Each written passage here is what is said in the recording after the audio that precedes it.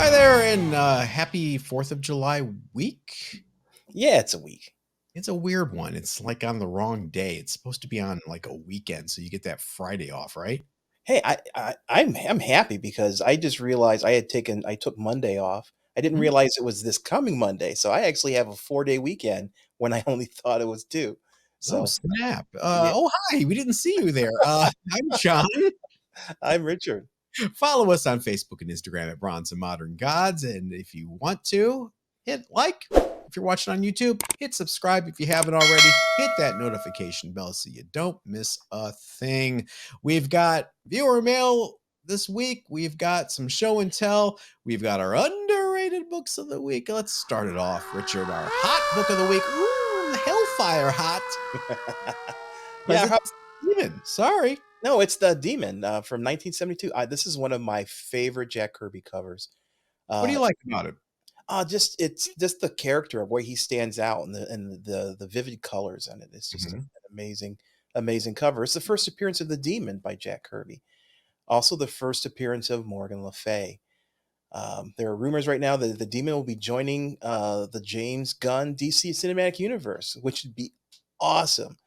But who really knows? It's still up in the air. Uh, I Maybe would love to see Justice the League Demon. Dark?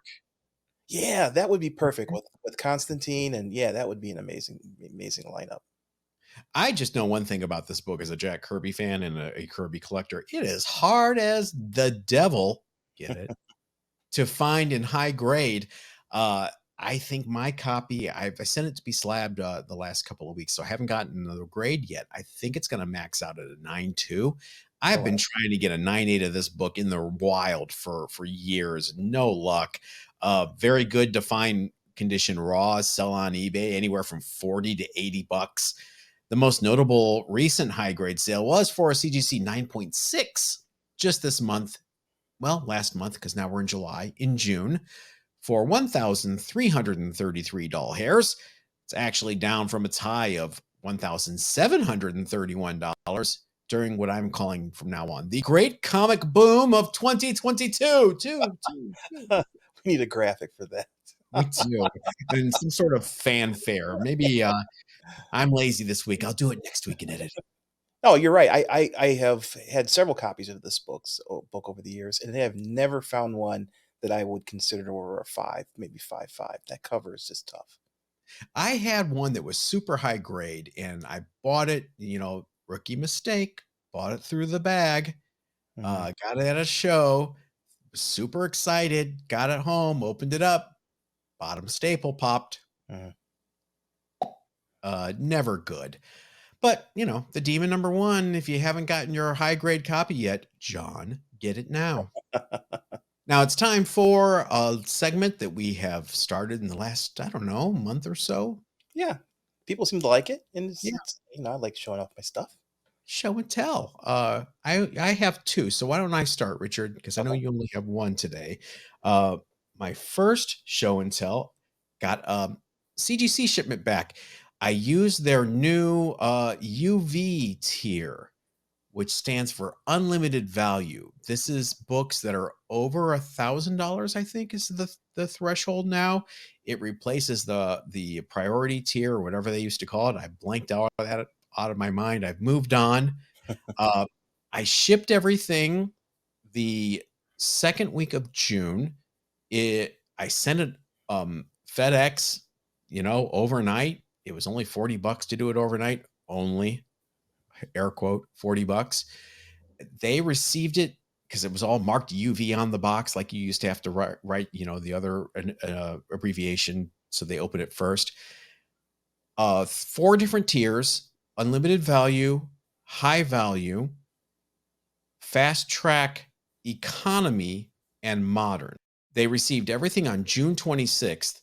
Everything is graded and shipped already, except for the moderns. The Wow. moderns are in grading, but they haven't been shipped yet. Everything's in route now, but I actually got the unlimited value tier books back this week, and this is one of them. It is Tip Top Comics. What? Tip Top Comics 186, a very early Peanuts cover. It's awesome. Is that Scary Lucy cover in at Yeah, this? it is still Scary Lucy at this point. This is from 1954. This is commonly erroneously called the first Peanuts cover. It's not the first solo Peanuts cover. Obviously, the first solo Peanuts cover is Peanuts #1 from the year prior, which I have over here in the box. Don't come to my house, try to steal it. It's insured and I have a gun. Um, Uh, most of that's true. Uh, this is actually a Charles Schulz cover. He actually drew this oh, himself. okay. And it's the first solo Peanuts cover for Tip Top Comics, which they first appeared in Tip Top Comics 173. So just a very desirable book. This is a 6.0. It is basically a 9.8 of this book that just doesn't show up in this high grade. Got this from Terry of Terry's Comics at the Ontario Oh, Comic cool. Con Revolution. Yeah, a few months ago, a couple months ago. And came back at 6.0, super happy. That's my Excellent. yeah. Gorgeous Which book. thank you. This is a book. This is a variant cover. I chase variant covers, especially rare variant covers, and this is a rare one. It comes up every now and then. It is Amikami Girls. This is the Wonder Woman variant. Um, this book goes typically for 200-300 bucks raw, up on eBay. I got this copy for $20 Where'd you get it? off eBay, and the reason Oh, why is on the upper corner there. You see that I little see. there, yeah. But this is a case where I want the book, and the grade isn't as I don't necessarily plan on reselling this, but the grade isn't as important as having owning the book, and it's other than that, Can we the see it book, again? yeah, We saw the corner. I didn't we can get corner. a full shot of the book so we can see the art. There we go. So Amy Comey Girls featuring Yeah, it's a series of it's obviously a DC book, yeah, series of books um, featuring different characters, and this one is the Wonder Woman one, and it's a rare. I really wish I had more backstory for it. This is one of those books that I have had in my filing folder in my head as I go looking through rare variants, like my Young Allies #6. It's one of those kinds of books, and so I finally found a copy. And if for $20 I couldn't, even with that little tear, it's probably a 7 because of that little dinky up there. But who mhm. cares? I've got a copy of it now. I can that part of my OCD brain I can now let rest. Excellent. And I think that was part of, like, there was, like, anime inspired interpretations of the characters, and they did Mhm. statues and things They like did. that. They did. Yeah, I do remember that. That was a weird ass time in, DC history. Um, my next piece of, show and tell, I almost said viewer mail, of show and tell, uh, I sense a theme. For those on the podcast, this is Tip Top Comics #188. It is yet another Peanuts cover. Uh, it's a 4.0, creamed off white pages. This one actually came in higher than I thought it was going to be. I thought it was going to be like a 3.5, maybe a 3. Uh, the grease pencil is a little smeared and it's got a couple very minor spine splits, but again, just a beautiful early Peanuts cover. And look, Psycho Lucy. Did you get this from Terry too? I got this from Terry in the same deal. I got this along with I don't want to spoil it because it's going to be delivered on Tuesday or sorry, Wednesday after the holidays. So I got this in a 3-book deal from Terry, and the third book was not as expensive as these. So it's going to come in the high value tier, Mhm. which confuses the hell out of me. You have unlimited value and then high value. High Yeah, value is actually beneath unlimited value.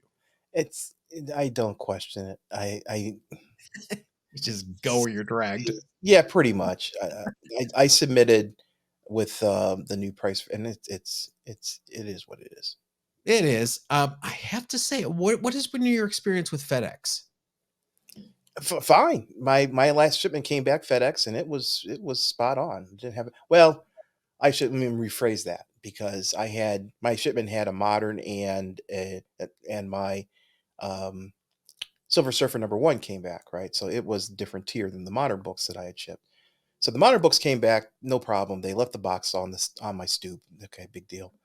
The FF, or sorry, this Silver Surfer comes on Monday. I'm not at the door. They leave a note saying we signature is required. Yeah. Okay, fine, whatever. So the next day, I'm in my house. I'm on the back deck with my dog. I never heard anything. They leave another note saying signature is required. You have to be present next. Only one more delivery. Mm. Okay, so the next day, I'm literally sitting waiting for the FedEx guy On and this stoop. on the stoop. And it's so I go in for a minute and I'm coming out as he's walking away, but he left the book on the stoop. So if you're gonna just leave it on the stoop, why don't you just do that on Monday instead of making me stress out about this thing? So I never had to sign for the book. See, Um, that's why I asked. They have come to our house a few times now since this big switch from USPS, because I used to have everything delivered USPS, same, same. or even UPS. I would use UPS every once in a while. And UPS, the UPS guy was super vigilant about getting a signature. He would not leave it without a signature. FedEx guy is like, boop, there you go, bye, F you, you know. So yeah, I have to make sure I'm home Yeah. all the time because Home and on the stoop. yeah. No, this guy just leaves it. So I don't want anybody, in my neighborhood, people still Amazon shipments of shampoo, Mm. that are left. I can only imagine they take this and they go, stupid Charlie Brown books. What kind of Mm. nerd is this? Fun time with deliveries, and it's time for viewer mail. You've got mail. Richard, I can start off from our email at bronzeandmoderngods@gmail.com. This comes from Brian B., who writes, Hey, John and Richard, I tried to send this email before, but for some reason it didn't go through. Maybe we blocked you. Anyway, love the show. Keep up the great work. Thanks, Brian. I'm just kidding. Do you guys like indie comics? Oh, Richard, Brian's new here, isn't he? Definitely. I recently bought a collection of high grade indies with publishers like Kitchen Sink and Eclipse. It's mostly sci fi and horror, but that's okay because that's my favorite genre. Curious if you guys have any recommendations or indie spec. We all know the indie grail, Teenage Mutant Ninja Turtles #1, first print, but I'm wondering if there are any other independent books that are worth grabbing that people don't know about. Seems like an underappreciated part of the hobby to me. Thanks, Brian B. Brian, there are tons. Oh, Now, it depends on what you're looking for. If you're looking for classic, wonderful art and stories, there's so much. If you're looking for movie spec that you hope is going to pop and make these books worth $1,000, probably not. You have to remember books like Gru started off as an independent comic book with Pacific Comics. I love some of the Eclipse stuff, particularly Crossfire, yeah. DN Agents. Being agents, yeah. Zot is a huge, huge favorite of mine. That would make a great anime-inspired movie someday if Scott Mhm, McCloud ever got it together. Richard's going to be talking about one of his favorite indie comics later on in the Old Fart Rule today. mhm. Uh, Fantagraphics, Love and Rockets. Love and Rockets. Go ahead, Richard. Throw him some. There's a ton of it. I mean, things like Concrete is a great book. Um, yeah, there's a ton of I look at the '80s as this ripe, fertile ground for independent comics, and there are a number of publishers that just spun up, and they had free reign to publish whatever they wanted to publish, and it really redefined, I think, the comic genre. So if you have a big collection, I would look for those kinds of books. Now, you mentioned, pardon? Brian, there's so much. You get to read The Badger for the first time, Brian. Yeah. Oh, there's so many things that in the first time, he mentioned, Teenage Mutant Ninja Turtles. That's obviously something to look for. But there's some hidden gems out there in those indie books. Some of them have high value. John and I have been chasing a Love and Rockets #1 first print. That's an expensive book. We never talked about that You should whole talk about adventure. your heritage experience you just had. Yeah, the one came up for auction as usual. John showed it to me.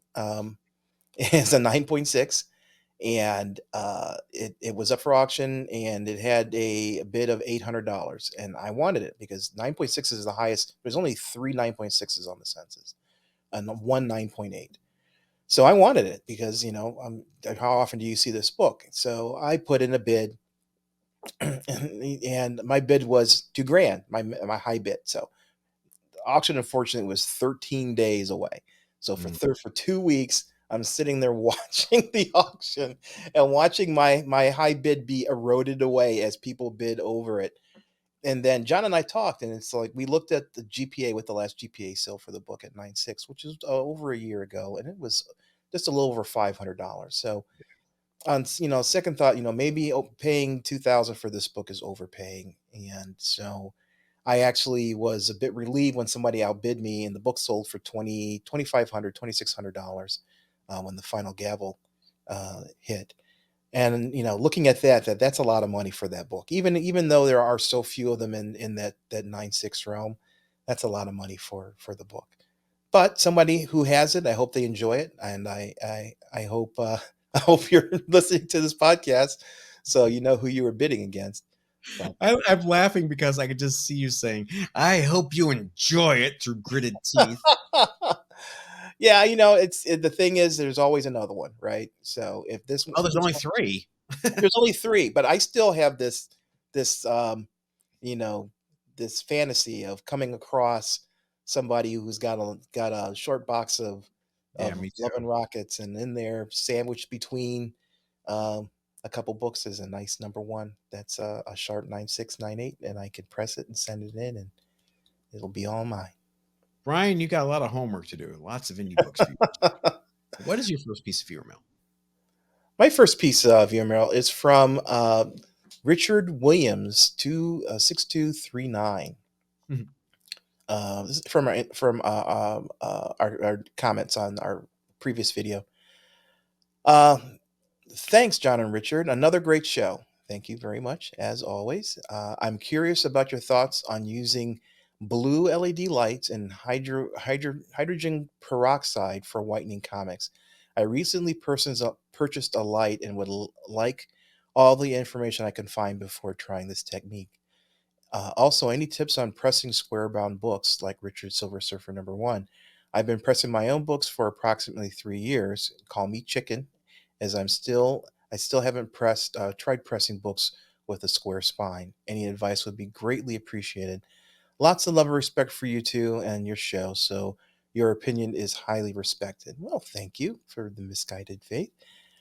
Keep up the great work, and thanks for all you do for comics for the comic community. Thanks, guys. Well, thank you very much, Richard Williams. That's pretty funny because my name is Richard. My brother's name is William. So when I read this, oh, it's a great combination of the two of us.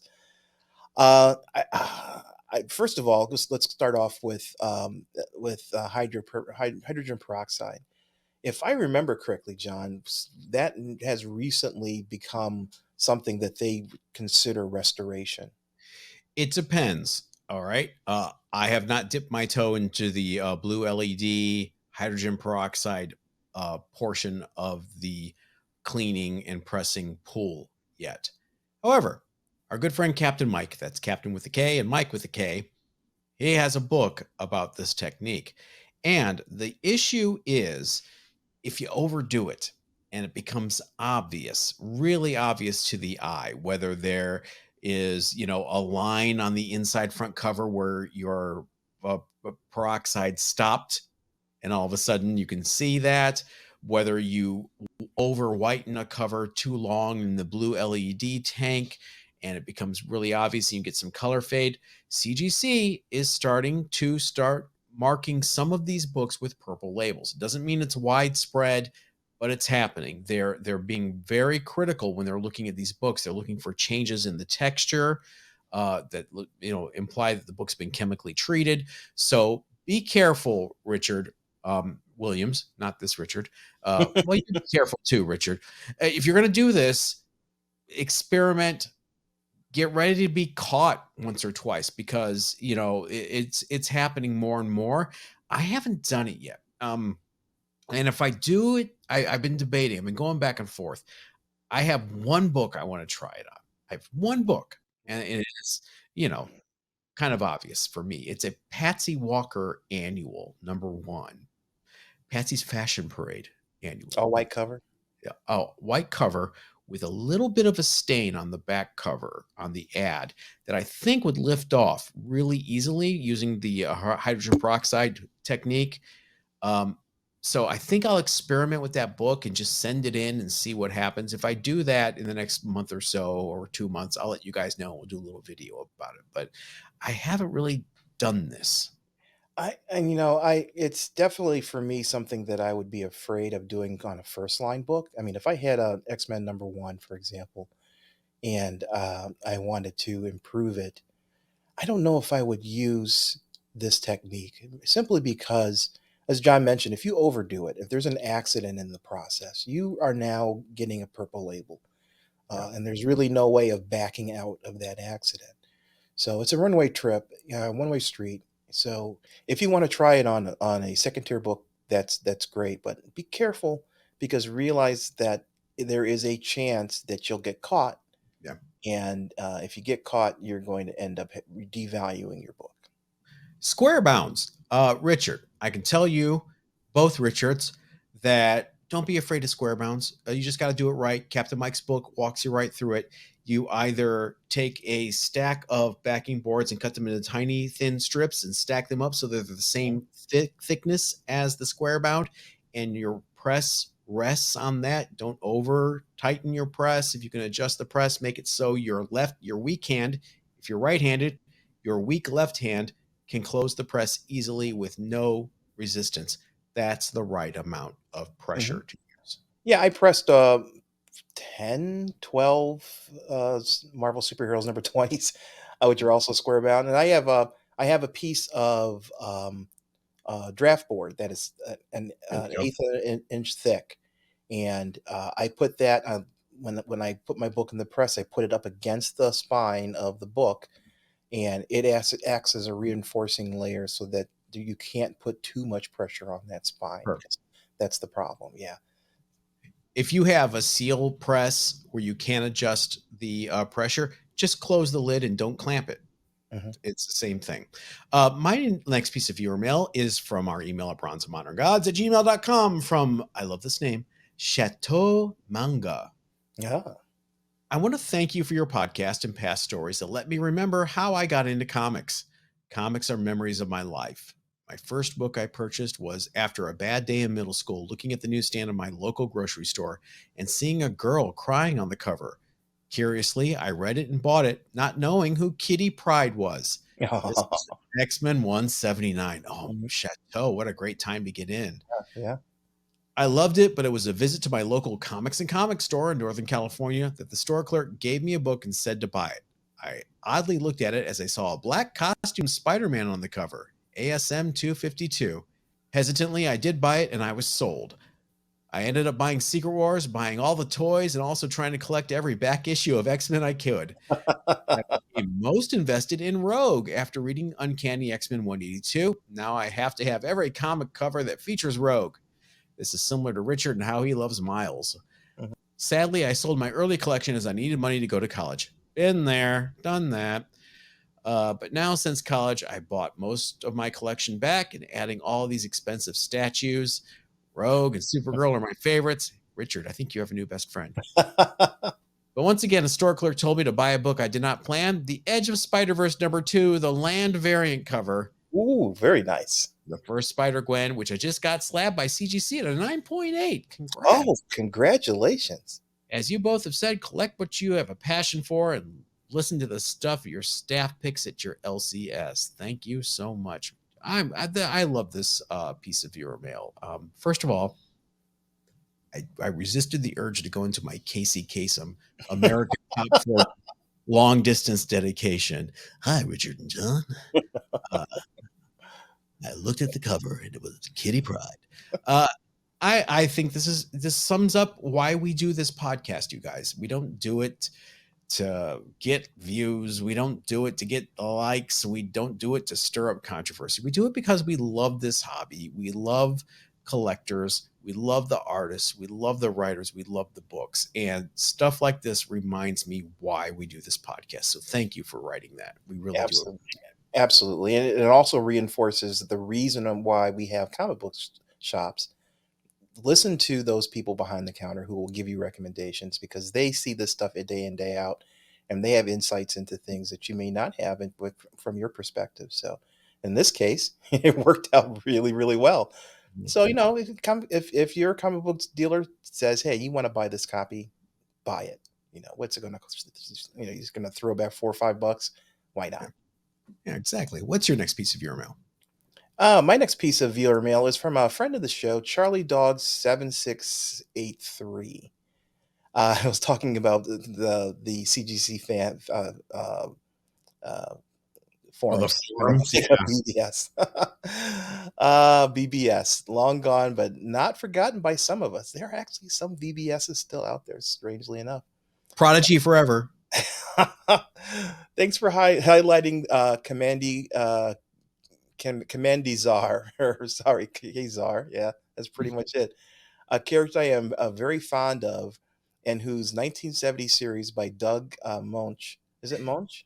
His name is actually pronounced Mensch, Mensch. which is, yeah, again, I learned that from the Bullpen Bulletins page. Thank you, Roy Thomas. You. Yes. And Val Merrick, I am going to say that is one of the one I have reread several times. That's a great cameo portrait of Zabu on the cover of X-Men #10. I love that cover. Yeah. C-lister John, I'm outraged. He's definitely a B-lister. Kazar Zabu, and I thank you, Richard, for your support. John and Richard, you and your families ever come to Sydney, I would love to show you around our marvelous city. Walking across the Harbor Bridge, a tour of the Opera House, a trip to the Blue Mountains, my home, the works, guys. By the way, Oz Comic Con is in Sydney on the 23rd and 24th of September, and the beers, many much better than the Foster's Bilgewater, are on me. Okay, I made the mistake of saying you got all the Aussies came after you, man. They sure did. They're calling it the It's like Outback Steakhouse. right, It's the not Outback. Australian, it's a fake marketing construct. I take that back. You know what? I definitely listen to the locals when it comes to beer selection. So if you have something better than that, absolutely would love it. I would love to come down there and visit. That would be that's one of those bucket list things to do. So maybe sometime, John, the four of us can find our way down under, meetups with some of these people that are listening to the show. I'd love to meet everybody down there and just have a good time. So let's keep that open. I think Charlie Dog and our other Australian listeners and viewers need to contact the organizers of Oz Comic Con and demand Bronze and Modern Gods get flown down. We'll fly coach. I don't care. Yeah. It doesn't have to be first class. I have upgrades. Or get Qantas to sponsor us. We'll fly down there. Yeah. I think that should happen. You guys, Charlie, make that happen. My final piece of viewer mail for today is from our email at bronzeandmoderngods@gmail.com from Omar Nagy. Now, before I read this, Richard, I want you to say this person's name again, his first name. How do you pronounce it? Omar, I assume. No, here's how I know that. We have a mutual friend, Raphael and I, who lives in Mexico City, who is from Mexico. His name is Omar. I did not pronounce it that way. I said it like you, Omar. And every time I would say Omar and Raphael would look at each other like, what's he talking about? And finally, Raphael says to me, why do you keep saying that we need to go to Walmart while we're here or see Walmart? You keep saying Walmart. They thought I was saying Walmart because I was saying Omar instead of the way it is pronounced, which is Omar. Okay. Wow, I didn't know that. Well, I stand corrected. So I try to share that knowledge with everybody so you're not embarrassed like I was by being misunderstood as saying Walmart. Now watch, Omar is going to come back and say, it's actually, I say Omar. It's Omar. Hello, guys. Your discussion on resubmitting books and risking a lower grade worried me. I have several Spider Man books that I want to add the custom labels to them to display them on my wall with other books that already have custom labels. I have 9.6 slabs of Ultimate Fallout 4, Edge of Spider Verse number 2, and ASM 252, as well as lesser Miles and Gwen keys. The books were graded within the last couple of years. The value of all the books go down significantly from 9.6 to 9.4 for these modern books. Should I be worried, or do you think moderns are treated more matter of factly when reholdering the books to add a label? I will be submitting them at San Diego Comic Con next month, and I assume you will be there. Hope to see you there. I will be cosplaying as a guy with a stroller full of comics. Awesome. Awesome. The ultimate inside joke, indeed. P.S. I would love to get more labels, but CGC only seems to offer Marvel labels, Star Wars and DC being the big ones missing. I think CGC would have a significant new source of income from fans reholdering books to get more custom labels. Probably CGC was denied permission to do it, but it would be awesome. You are right. These are license deals that they make with Marvel. Disney corporate probably doesn't even know about it. That's why you don't have Star Wars, and Marvel probably doesn't want to tip off their overlords by asking to do Star Wars. I want to. Why is DC the holdout? I'm not sure. They're DC needs missing some money. Yeah, why are they missing out on this opportunity? a huge revenue opportunity for custom labels. Omar, I'm more worried about the quality of the custom labels than I am worried about you losing a grade. Have you seen the Spider Gwen label? I actually have not. She's hiding behind the hologram because of the poor graphic design and placement. She's half hidden by the hologram. She's barely peeking out. I have a picture of it up here now. It's embarrassing. Don't get the Spider Gwen label until they fix it. As far as the other ones, you might be right. They may not even take the book out of the inner well, and they might just do a reholder. But I don't know. You're taking a chance. You're taking a chance. Yeah, I have a Ultimate Fallout 4 1 in 25, the Djurjevic variant. That's a 9.6, and I, without thinking about it, because the case had a crack in it, I sent it to be reholdered. And if I had to do it again, I would probably just live with it. Do I you know really that's happened to it yet? Oh, it's here. It's here on the wall. Okay. Yeah, It it came back in 9.6. okay. Okay. Um, I don't know if sending it in to actually, it didn't even have a crack. It just had a scratch on the case. It was just a scratch. And I wanted, it's an expensive book. I didn't want a scratch on the case. So, $40, it's worth it to get a new case. But if I sent it in with just that scratch and it came back a 9.4, I've already, that's a huge drop in value, just as he mentioned. And it's something you really need to think about. If you've got a book that you think is on the borderline, you may want to think twice about sending it in. Yeah, I mean, I understand the OCD of wanting that custom label and having them all look pretty. It's not worth it right now. With the Gwen one, at least the Spider Gwen. Do you remember the Fantastic Four one they did, where the Oh yeah, thing was actually hidden behind the hologram because this is the same kind of poor graphic we got design. one on this wall there Okay, someplace. no, did you want to send it back when you got it? Yeah, it was pretty bad. A friend of mine wanted me to slab his Edge of Spider Verse number 2 first print, and I did it. I sent it in with my submission, and he wanted the custom label, and it came back, and I was like, "Oh my goodness, Yeah, it's bad! It's so bad." but I have to admit that one of the other reasons I wanted to get my book sent, that 9.6 that I sent back, I wanted the Miles label, the custom Yeah. label. And it's a signature series book, so it has a yellow label, and I wanted to have that special label. So to me, it was worth the money to do it. Now I don't know if it's worth the risk. If it was just $500 book, it's a different story from a $10,000 book. I want an Incredible Hulk 181 custom Wolverine label signed by Stan Lee, missing the Marvel value stamp with color touch. It's going to be like a Christmas tree on the I top. want to see what they do. Uh, yeah, what There's a do they do? I think there would just be a smoking crater in where Sarasota used to be. You got to get conservation in there too somehow. Yeah. Oh yeah, conserve label. Okay, yeah, I'll tear some seals on it, uh, or seal some tears. Did I just say tear some seals? I'll seal some tears on it. Yeah, can you imagine? I just as an experiment, I want to send that in. Yeah, I've seen some of them Frankensteins they send with the yellow label and the green stripe across the top for qualifying. Yeah, that's I just want to do them all though. Just put them all in one book. What's your last piece of your mail? Take us out of this. all right. My last piece of Euro mail is in reference to what we were talking about last week, which was Doll Man and and bondage Absolutely my books. favorite. And so this is from Cards Fan 5100. So that Doll Man cover is sexual. If you'll freak in the sheets, yeah.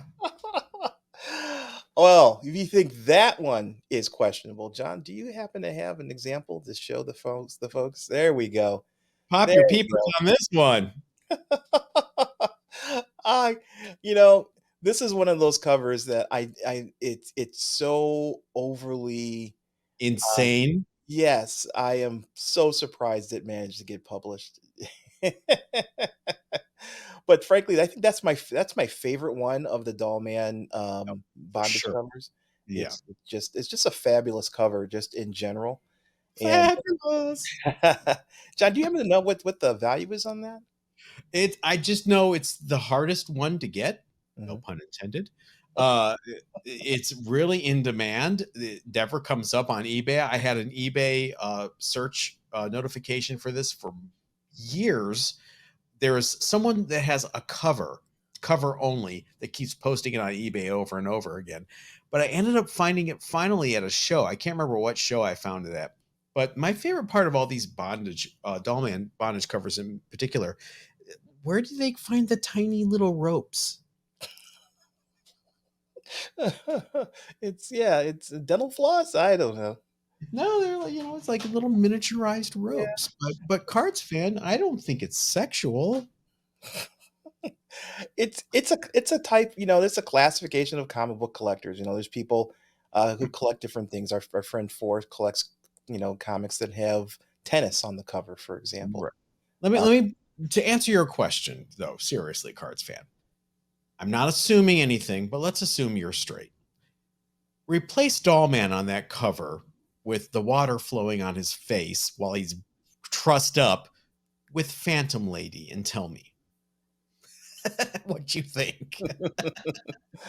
yeah, or there's tons of covers from the from Golden Age that are surprisingly explicit if you take them the right way.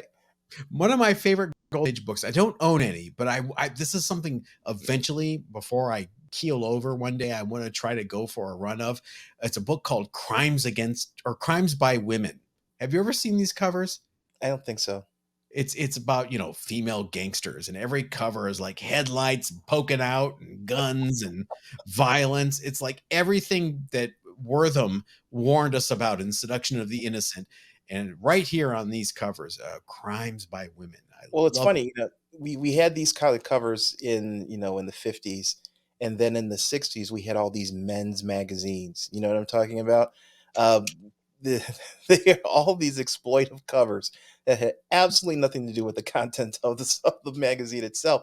But you've had, the detective magazines also came out of this age, and so there's a whole generation who grew up, with all this repressed sexual energy because of the cover of these magazines. Weasels tore my flesh. That's my favorite headline from one of those covers, and it's a Uh, guy like with weasels attacking him, and it's like, oh, and of Awesome. course he's half naked, so target marketing. Oh wow, we are sounding like a couple of old farts. It's the old fart room. Yeah, old fart rule. Going back 40 years to 1983, the books that shaped us. Going back to our first piece of your mail from Brian. Brian, this was a prime time to be a comic fan because the independent market was coming to bear. Richard, you picked it. You tell them about it. Yeah, this is American Flag #1 from published in October of '83. This is from First Comics. It's the first appearance of Reuben Flagg, and he ran through. He had, I believe, it was a total of 80 issues for his No, there across were the series. 50 in Oh, volume sorry, 1. 50. Okay, Yeah, and then volume 2 ran for a year, 12 issues. um, this is a great book. Awesome Howard Chaykin cover art and the interior art. He worked himself to the bone doing the first run of this book. Ken Brusenak's awesome lettering.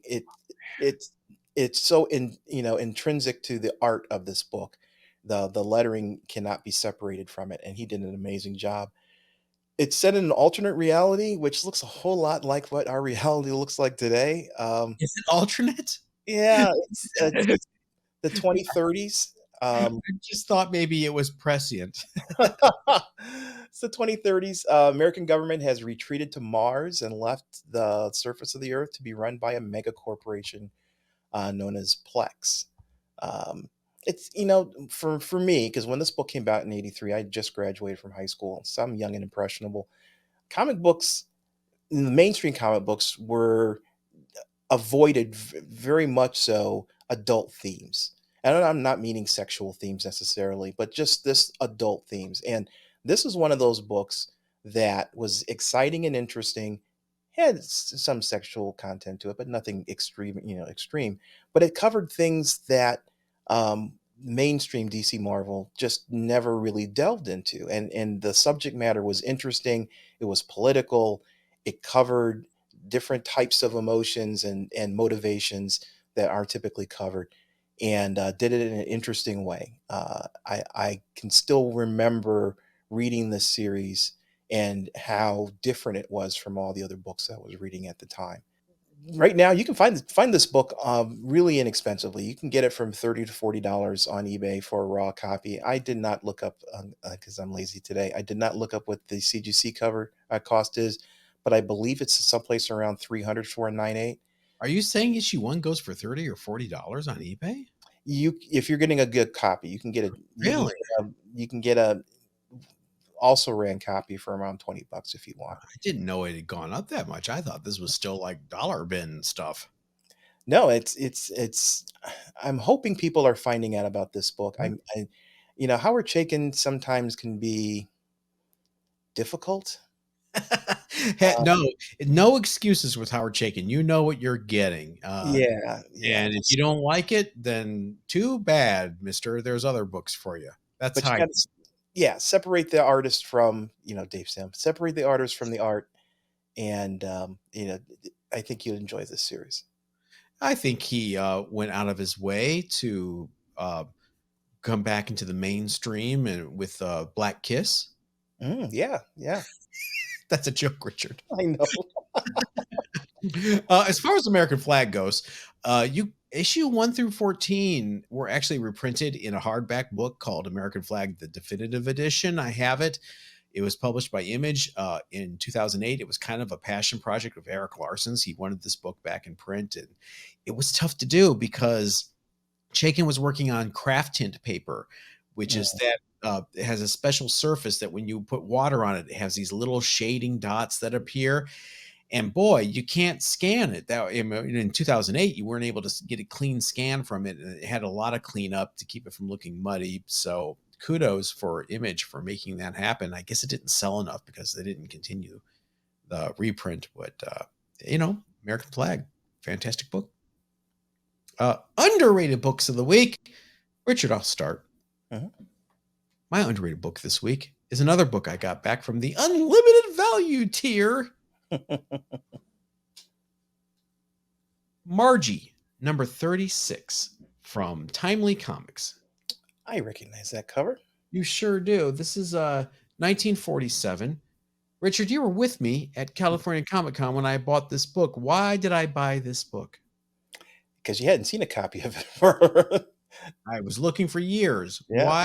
Why was I looking for this particular Margie number 36? If I remember correctly, his first Stan Lee story. Stanley appears in the story. This is, of course, a teen humor title from Timely. Inside, there's a story where Margie finds out that there's a Margie comic book. Maybe she's mentally ill. I don't know. She's imagining there's a comic book about her, but there's actually a comic book about her in the story, or in the story. She's angry about how she's portrayed as a ditzy girl in the comics. So she marches down to Timely Comics' office and demands to speak to the editor, who happens to be a distinguished looking gentleman named Stan Lee. So, what does Stan Lee do in the story? What every responsible adult would do. He takes this teenage girl to a nightclub and introduces her to many celebrities, and hijinks ensue. Problematic, perhaps. CGC is now noting Stan Lee appearance on the label, which they were not doing before. This is a 3.5. It's nice.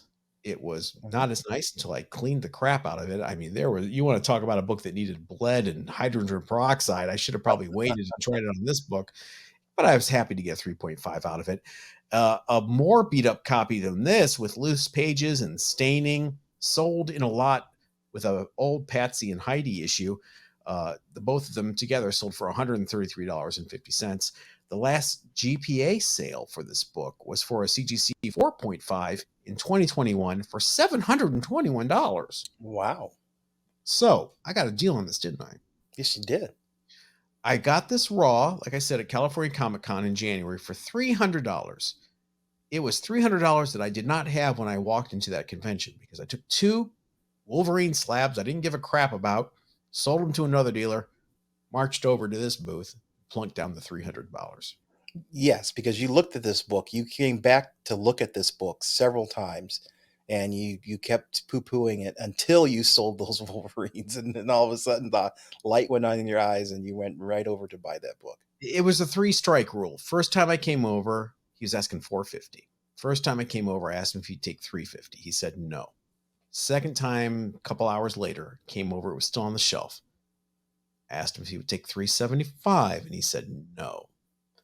Then I went and sold the Wolverine slabs. I had $300 cash in my hand, and I walked over. Remember, it was an hour left until the show ended. And I said, I have $300 cash right now. He goes, okay, fine. So Hey, money talks when it comes to packing up. there is the Margie tale. Richard, what is your underrated book of the week? My underrated book is the Free Comic Book Day from 2007, The Amazing Spider-Man #1. This is the first appearance of Jackpot and Mr. Negative. Um, Question for you, John: do you can count these Free Comic Book Day books as in canon? Sure. It wasn't a teaser. It was a full story. It is the first appearance of Jackpot. It is the first appearance of Mr. Negative. The reason I know is because I had this book and I was excited about it because it was Brand New Day. I've been told you guys before, I was a fan of Dan Slott in Spider-Man's Brand New Day. This is what brought me in. I read this. It did the job of a Free Comic Book Day comic and got me interested in Spider-Man again after I was like, never again. So, yes, of course it counts. Okay. Some people, for some reason, don't count the Free Comic Book Day books. It's not a reprint. It's not a teaser. Oh, It's a yeah. comic. And this is their first appearance. And Mr. Negative is an important villain for modern Spider-Man. He appeared in the Spider-Man video game. I'm really surprised. This book, you can get copies on eBay for about $20 for Raws, which to me feels like a missed opportunity. These are books that you could pick up for a reasonable amount of money. If for some reason Mr. Negative shows up in the MCU in the future, or the Sony version of it, will be glad you did. But just in general, if you're collecting Spider-Man villains in first appearances, or first appearances in general, I think this is a great book to pick up for a reasonable amount of money. I remember this book and enjoying it. I remember Dan Slott going out of his way to make us think that Jackpot was Mary Jane as a Mhm. superhero. Was that ever the case? I quit reading it before that reveal. Not that I know. You guys tell us, was Jackpot really Mary Jane? We should know this before we record. You guys seeing the raw, unedited John Hey, and Rich. That's going to wrap it up for this week. Thanks, everybody. Stay positive. We doom scroll through our social media and we see so much negativity. yeah. Let's just stay positive this week. Hey, remember, they're just funny books, okay? They are they're not tablets on the mount. Not yet, Enjoy anyway. enjoy yourself, enjoy the hobby, and be good to your fellow man. We'll see you next week. Everybody, stay safe.